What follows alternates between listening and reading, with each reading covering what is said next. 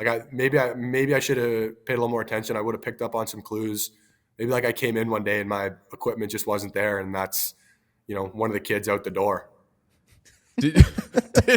You're the kid.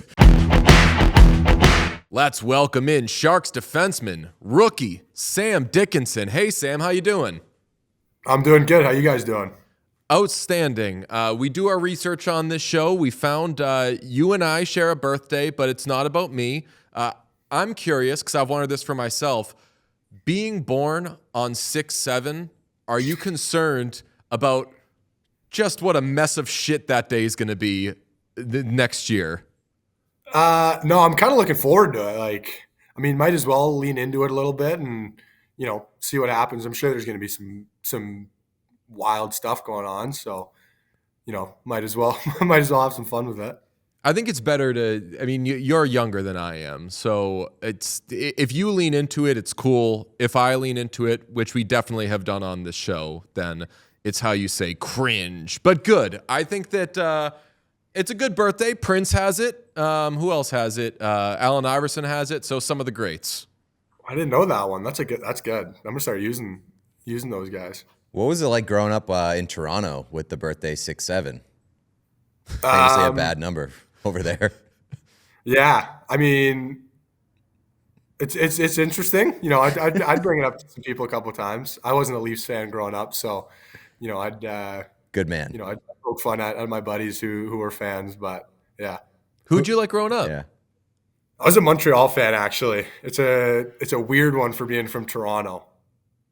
I'm a Bruins fan, so like the Habs aren't on my great side either, but anybody but the Leafs. So I appreciate that. Have you participated in 6/7 as a young gentleman with the birthday 6/7? Yeah, I'll throw it out there every once in a while. I'm still young enough where I think I can lean into it, but I try to stay away from it, but it creeps out sometimes, and nothing I can do about that. What do we do? Is dabbing still happening? No, I think we've left that in the past. I think that one's a goner. All right, dabbing done. You guys don't have Wallman anymore. He was keeping the gritty alive. Planking? Like the workout at plank? Oh no, did you miss like the entire like plank trend? It was in public for a while. People would just lay flat on random surfaces and they'd have like pictures taken of them and they'd call it planking. I feel like I've maybe seen that, but I don't know if that was a huge one that I can really remember at least. We're just gonna keep guessing cool kid things. Are you doing the Riz face these days? I never really got into that, but that guy's one of the coolest guys I think ever. Just hearing stuff about him, like people talk about him, like that kid's got it going on. Like for sure. And the Kings got the Costco guys last year on their side. I feel like the Sharks could pull a real cool move by just stealing Rizzler and having him on San Jose's side.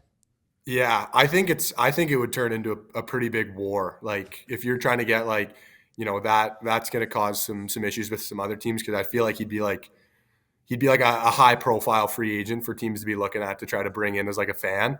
So I think the Sharks should start looking into it. I'm going to look into that now for sure. That would be fantastic. Where were you when you found out about the Judi Jupiter video?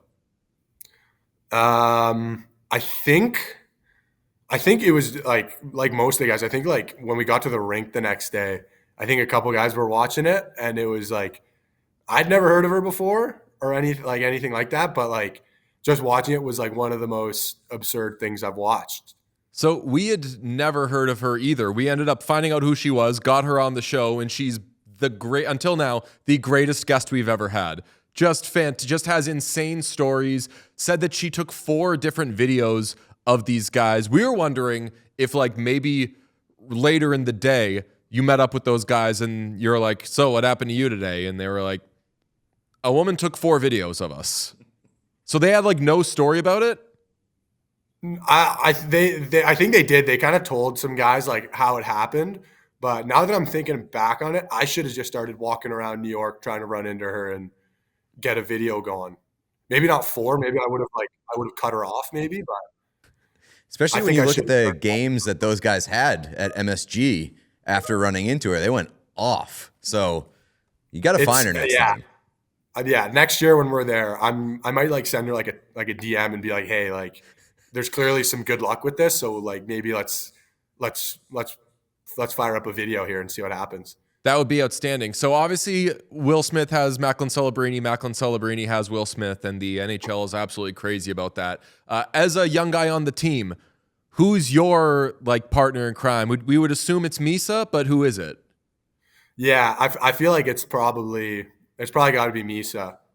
I mean, we're probably not to the level that Mac and Will we're at and have gotten to, but maybe a couple more Judi Jupiter videos, and next thing you know, it's going to be all about us maybe instead. But I guess we'll find out. We are huge fans of not only you, but Michael Misa. We like basically every show last season was about Michael Misa's teddy bear toss suspension. It was our favorite thing in the world. You were in the OHL at the time. So what was it like being a player? Did you get a talking to from coaches being like, look, they're throwing down the gauntlet, or they're really cracking down on shooting teddy bears into the crowd.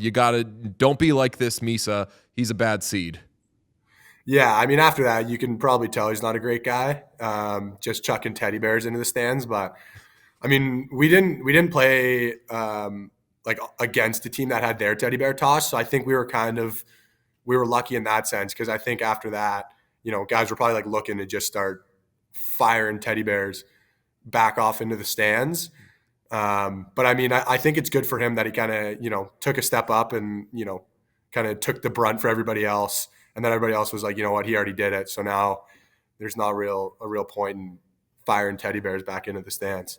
That moved him up our draft board. We don't pay attention to the draft until it's 5 minutes before, which is what everybody does every year. But that moved him up our draft board. We were like, there's a kid who's out there just causing trouble, breaking hearts, shooting teddy bears. Everybody wants a Kachuk on their team these days. This is either the next best thing or it's even better. A kid with a little piss and vinegar in his veins. Yeah, I mean, if everybody's looking for their Kachuk, I think, after firing a teddy bear back into the stands, that elevates you right up to that level.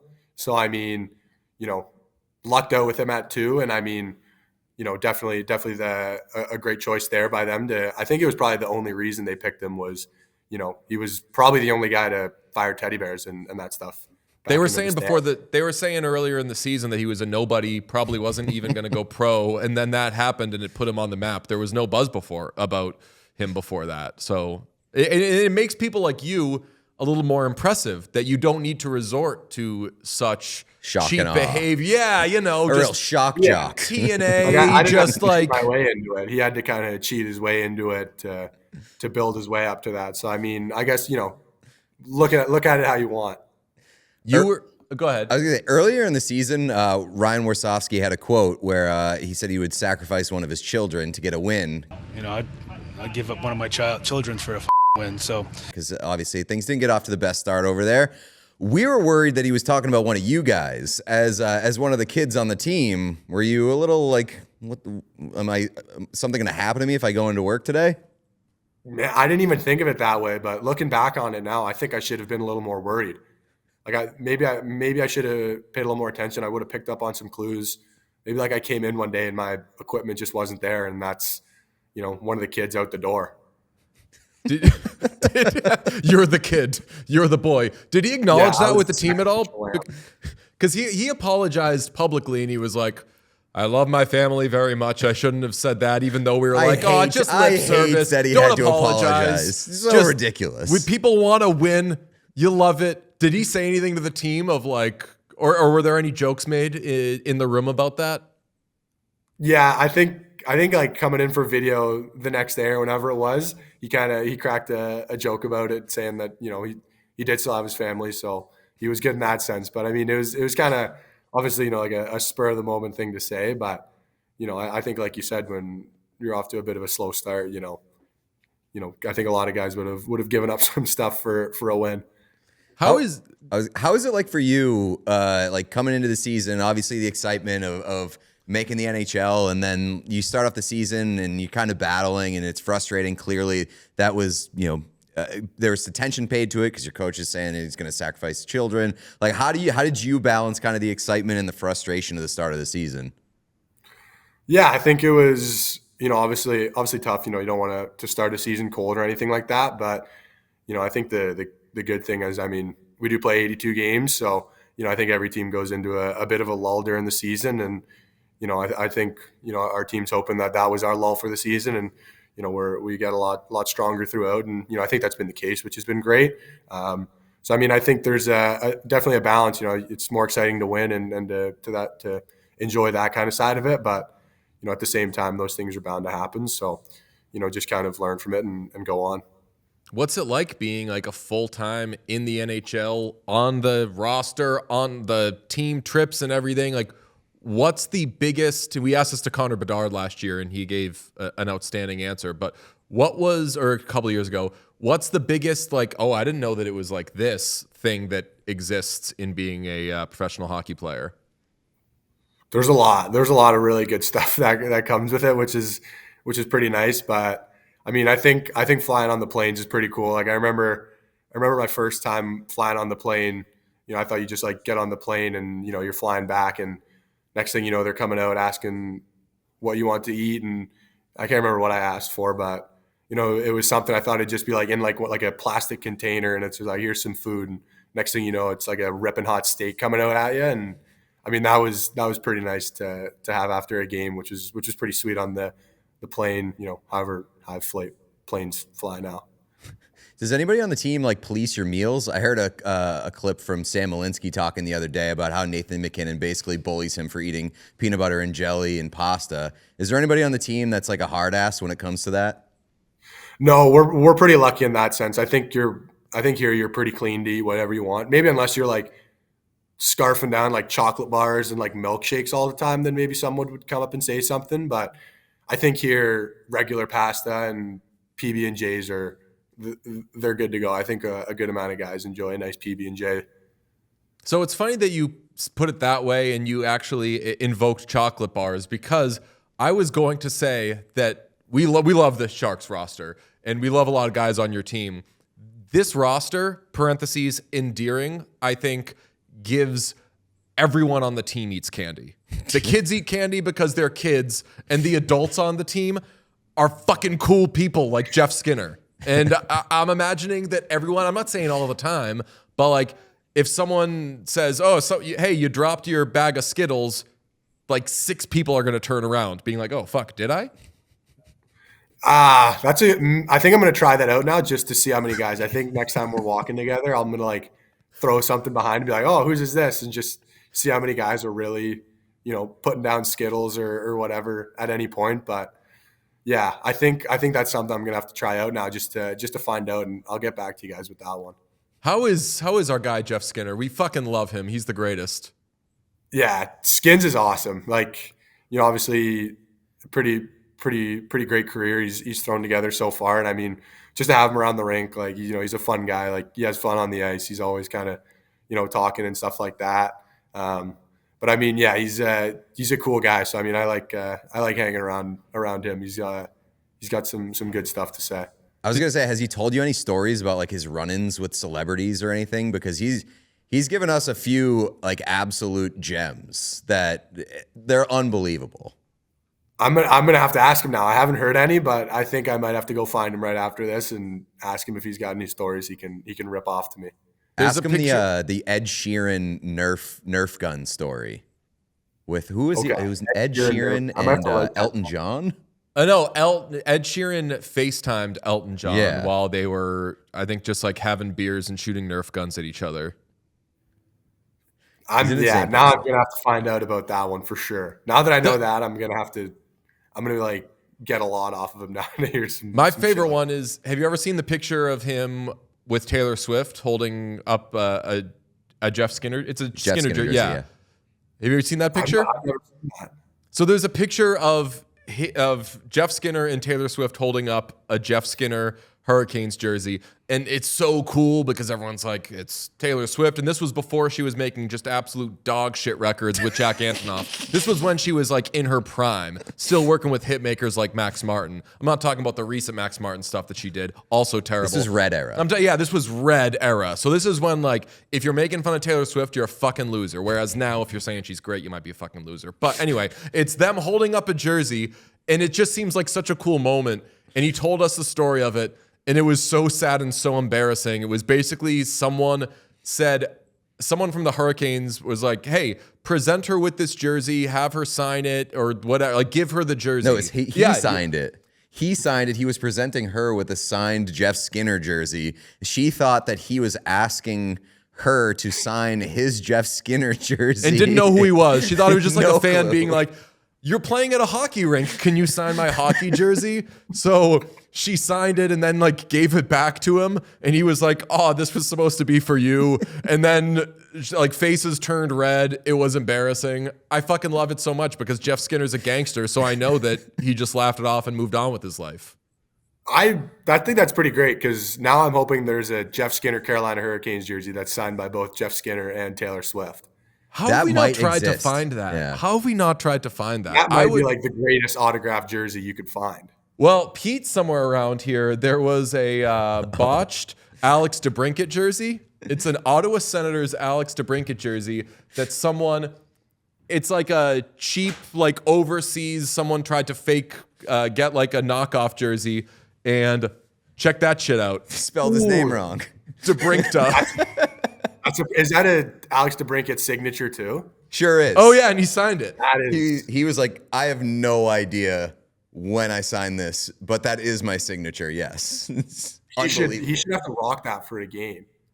Oh, that would be incredible. He Get him should have back. to wear them. Wearing There like should the be Ottawa right in the Senators NHL one where while he everybody plays for the just Red wears Wings. Incorrectly spelled last names on their jersey.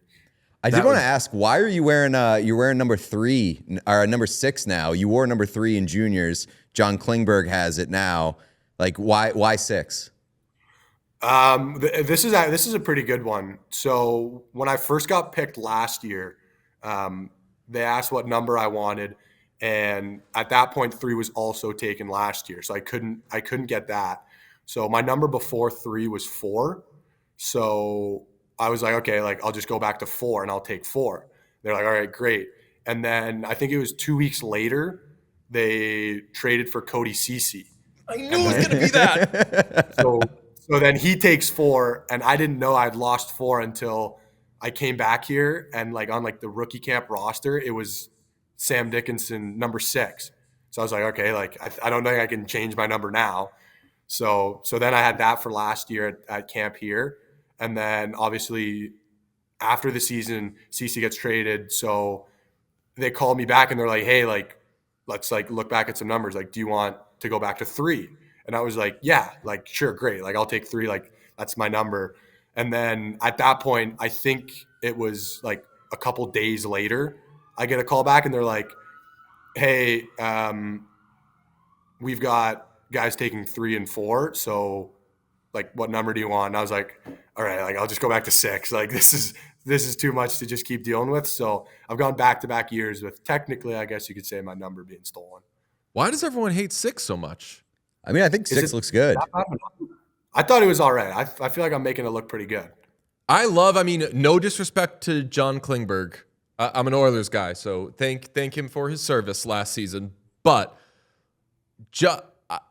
I can understand losing it to Cody Ceci more than I can understand losing it to John Klingberg, because although Ceci was also only there on an expiring deal, like you're going to be there for Klingberg doesn't have many years left of him in the NHL for him, is what I'm saying. He's not going to die. Everybody, John Klingberg is going to be okay. However, I think you are going to be on the team for a very long time, so I would wonder if there'd be a discussion there, but it doesn't seem like you were like heartbroken over the numbers.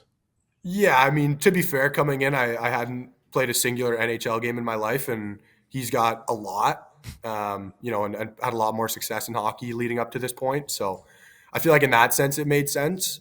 But I mean, at the end, for me, like it's a number. I'm not really too tied to a number that goes in the back of my jersey. I guess it's pretty cool, but it's a number. Now that I think about it. Who comes to you about the number? Who says to you, "Hey, 3 and 4 are taken"? It was our equipment guy here. He kept giving me calls. And I think he got tired of calling me because he just kept having to be like, "Hey, your number's gone. What number do you want now?" Because you should have been like, "All right, fuck it, just give me like 71."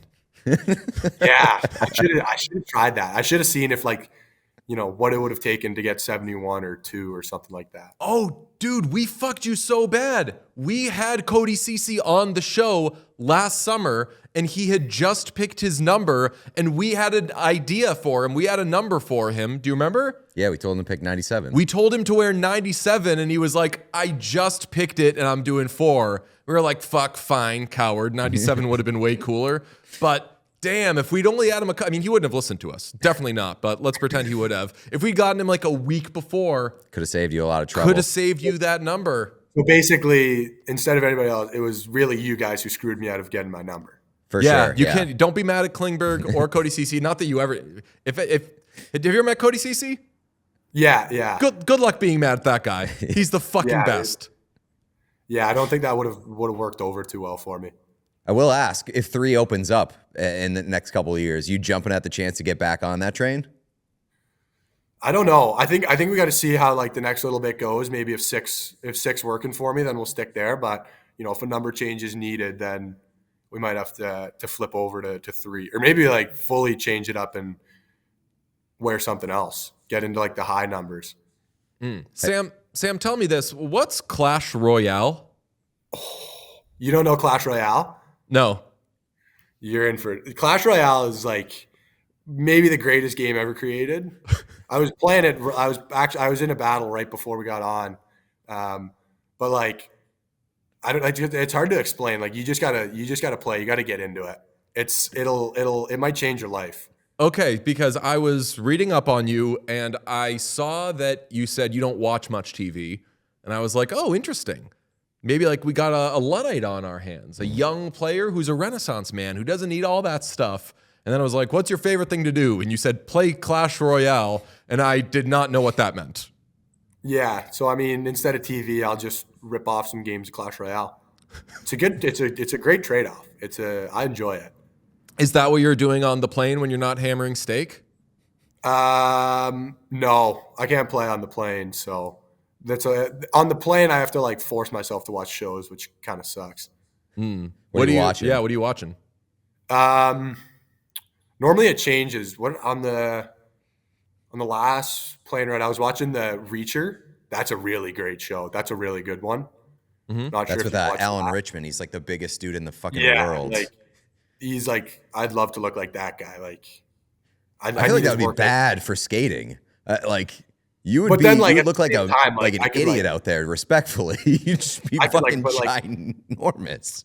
I could light up anybody. Anybody comes near me, I could probably flick them and they'd go flying across the ice. So I guess there's trade-offs for it. What else you got? Last night I actually started. I watched the first couple episodes of Breaking Bad just because everybody talks about that. So yes. maybe I'll start ripping off that. But I have a bad tendency of watching shows. I'll get through a good amount of the beginning really quickly, and then I just lose interest in it, and I'll just stop halfway through. So that might happen. But I guess I got a lot of time on planes now, so I might have to force myself to get through. I would be surprised if that happens with Breaking Bad, because Breaking Bad, you watch the first couple of episodes, and then you are as though you're one of the addicts on the show. When you're not watching Breaking Bad, you're like, I need to fucking see what happens next, because it is just a roller coaster that doesn't go up and down. It just goes fucking straight 1,000,000 miles an hour until it ends. It's unbelievable. Okay, well now I'm definitely gonna have to start ripping through it. So I'll download a bunch of episodes going forward. How about film? Are you doing Wicked for Good? Movies I can normally rip off because it's a one-off. So it's I don't get bored through it. I watched that new Fantastic Four movie. That was a great movie. I'm a big superhero guy. Okay. I like those movies. Are you a Harry Potter guy? No. You're just huge into Harry Potter. I'm just learning Harry Potter for sure. Oh, see, I never really did Star Wars. I saw episode 1 When it came out, I saw it twice, 2 days in a row, and that's the only time I've ever seen anything Star Wars related. Star Wars is really good. Godette, actually, he's got a full like sleeve tattoo of like Star Wars. He's a big Star Wars guy too, but Oh, damn. he's got a lot. It's That's a pretty good that- tattoo as well. You have a pretty like crazy tattoo team because Ryan Reeves is full kitted as well. Yeah, there's some good stuff. Revo's he's got some. There's a lot of stuff, but it's pretty cool. Like he can pull it off. Speaking of Reeves, he went on a podcast, our friends Spit and Chicklets, and he said something. What did he say? Like, if you think that Bedard's better than Celebrini, you're crazy. Or we respect all takes. Could you say something inflammatory about somebody on another team just to kind of keep everything even for the podcasts? Say something's bad. I think the only problem with that is I think like I got to work my way up to Reeves's level till I can start ripping those off. Like I think he's got like the jam and like the respect around the league to just kind of say whatever he wants. I think I gotta work my way up maybe a little bit before I can start ripping that stuff off. Yeah, but if you say something and he doesn't back you up and isn't right by your side to defend you, he's a bad teammate. So you got him in your pocket. You can say whatever you want too. Yeah, that could be true as well. That could be very true. I'll have to think that one over. So I'll have to weigh the pros and cons. Non-Sharks, who are your like best buddies in the NHL? Me and Seneke on Anaheim, we played together growing up for a long time. So me and him are pretty tight. He's probably the guy outside that I know the best. How long did it take you to get used to his voice? I was pretty used to it because I think he's always kind of had a voice like that. Actually, no. Now that I think about it, it happened when we got drafted, because before we got drafted, to the OHL, not the NHL, he was like a smaller guy and still had like his little like pipsqueak baby voice. And then I think like once like we stopped playing together, it's like I didn't see him as much. And then I think after like the first season I saw him in the summer, he's like had like the lowest voice I've ever heard, and didn't know what really was going on there. I thought he like had like a vocal cord ripped out and something changed. He's fucking magical, and he rocks. He's great so far. He's awesome, yeah. Yeah, he's been doing pretty good. He's been doing pretty good. You were drafted the Sphere as well, and you were well behaved, unlike some people, like the Misas and the Senecas of the world who have to swear and beat up toys to make their name in the papers.